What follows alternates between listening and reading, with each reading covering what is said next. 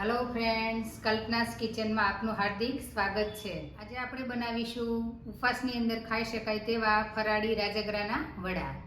તો વિડિયો જોવાનું ચૂકતા નહીં।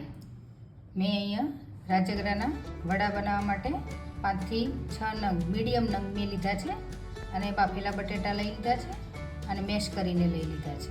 હવે એની અંદર આપણે મસાલા કરવાના છે। તો સૌથી પહેલા આપણે ટેસ્ટ પ્રમાણે નમક એડ કરીશું। अढ़ी चमची जेवो मरी पाउडर एड करीशुं। अढ़ी चमची जेवो मैं सींगदाणानो क्रश करेलो भूको लीधो छे ए एड करीशुं। 2 मैं लीला समारेला मरचा लीधा छे ए एड करीशुं। आदू थोड़ुं खमणेलुं छे ए एड करीशुं। 1 चमची मैं जीरानो पाउडर लीधो छे, शेकेला जीरानो पाउडर ए आपणे एड करी दईशुं। 2 चमची मैं दळेली खांड लीधी छे ए आपणे एड करी दईशुं। 1 चमची में લીંબુનો રસ લીધો છે એ આપણે એડ કરી દઈશું। આનો ખાટો મીઠો ટેસ્ટ છે એ વડાની અંદર ખૂબ જ સરસ લાગે છે, એટલા માટે મેં લીંબુ અને ખાંડ એડ કર્યા છે। તમને જો ન ફાવે તો તમે સ્કીપ પણ કરી શકો છો। આની અંદર મેં તલ 1 ચમચી એડ કરવાની છું। જો તમે વ્રત ઉપવાસની અંદર કંઈ ન ખાતા હોય તો આમાં તમે સ્કીપ કરી શકો છો। થોડી ધાણા ભાજી આપણે એડ કરી દઈશું અંદર। હવે આ બધું આપણે મિક્સ કરી લેવાનું છે।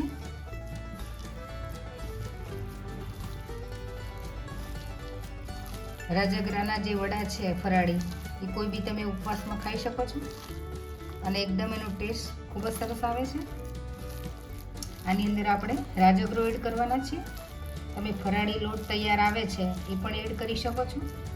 આમાં તમે સામાનો લોટ પણ એડ કરીને વડા બનાવી શકો છો। આજે આપણે સ્પેશિયલ રાજગરાના વડા બનાવવાના છે। તો આપણે મેં અત્યારે 1 કપ છે એ રાજગરાનો લોટ લીધો છે, એટલે જોઈએ એ પ્રમાણે આપણે એડ કરતા જઈશું।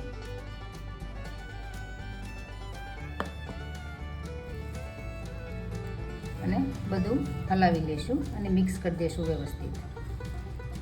બહુ કઠણ ન થઈ જાય અથવા બહુ ઢીલો ન થઈ જાય, વડા વડે એટલો જ આપણે લોટ રાખવાના છે। મને થોડોક લોટ ઓછો લાગે છે, ફરીથી આપણે એડ કરીશું આની અંદર।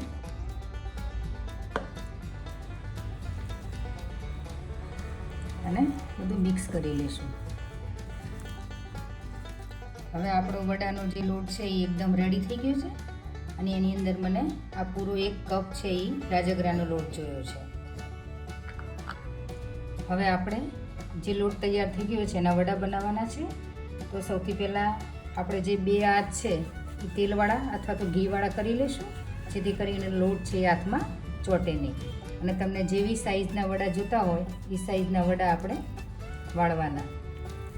આવી રીતના આપણે રોટલો કેવી રીતના થેપતા હોય એ રીતના વડાને ઓર છે એ થોડીક પતલી રાખવાની અને વચ્ચે થોડાક જાડા રાખવાના, જેથી કરીને વડા છે એ એકદમ ઉપસે। આવી રીતના બનાવવાના છે। અને એની ઉપર થોડાક આપણે તલ છે એ સ્પ્રિંકલ કરીશું, જેથી વડાનો દેખાવ એકદમ સરસ આવે।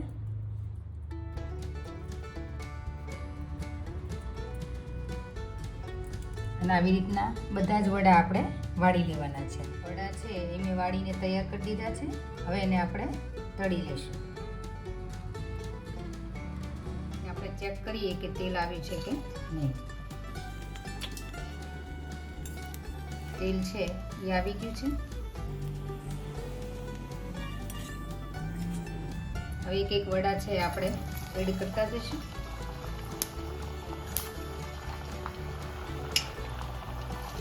જરૂર પૂરતા જ વડા અંદર એડ કરવા, જેથી કરીને એકબીજા ચોંટી ના જાય।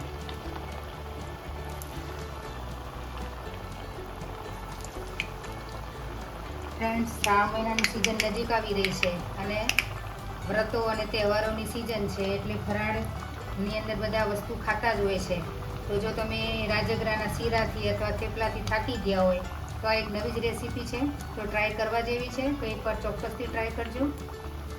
બાળકોનેથી લઈને મોટાઓને બધાને સરસ ભાવશે। ગેસની ફ્લેમ છે એ મીડિયમ રાખવી, એકદમ હાઈ ન રાખવી, જેથી કરીને અંદર કાચા ના રહે।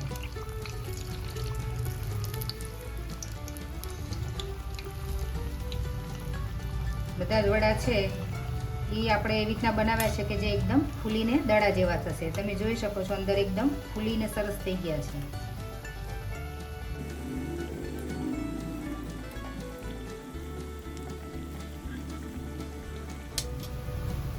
આપણા વડા છે એ તળાઈને રેડી થઈ ગયા છે.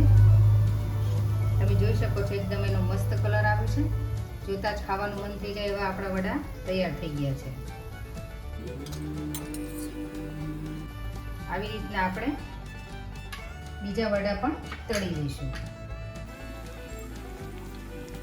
આ વડા છે એ તેલ બિલકુલ પીતા નથી. તમે જોઈ શકો છો આની અંદર તેલ નહીં ચડે અને એકદમ સરસ ચડી જાય છે. એટલે ઉપરથી એકદમ ક્રિસ્પી થશે અને અંદરથી એકદમ સોફ્ટ બનશે. એટલે આ વડા એકદમ ટેસ્ટી બને છે. એટલે ઉપવાસની અંદર બધાને ભાવશે.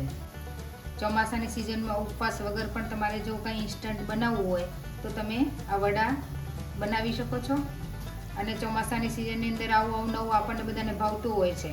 તો આ એક સરળ રસ્તો છે કે 10 જ મિનિટની અંદર આ તૈયાર થઈ જાય છે. એટલે તમે આ વડા પણ બનાવી શકો છો.